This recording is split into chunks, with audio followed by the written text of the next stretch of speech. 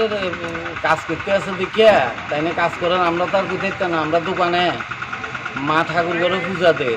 তো এরপরে কী কয় যে পূজা দিতে আছে, মা পূজা টুজার সাথে কানো মা কম শুনে।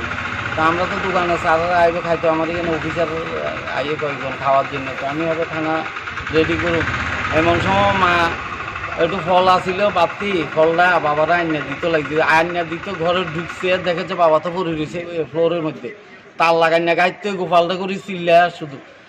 এরপরে আমি তো দোকান টোকান হালাই চলে গেছি আয়ের সারি। এরপরে বাবা টানি উঠাইলাম আর কয়টার ঘটনা? 9টার সময় 9টা। এরপরে উঠাইলাম, আমার মিসেস আইসারি এরপর তারটা রেডি খুলি তো দেখি যে বাবার পুরা এই জায়গাটা পুরো চলে গেছে। নাম কি আপনার বাবার? আমার বাবার নাম রণেন্দ্র কুমার দে। বয়স কত হইব? বয়স 80-81 বছর। তাই না? এমনিতে কি করে? রোলার গাড়ি চালাইতো দীর্ঘ অনেক বছর পেনশনে। ঘটনাটা কোন জায়গাতে হয়েছে? ঘটনাটা ঘরের ভিতরে, এই তো 9টার সময় 9টার দিকে। বাড়ি কোন জায়গা আপনাদের? বাড়ি আমরা কলেজ কেয়ার বাজারের সঙ্গে।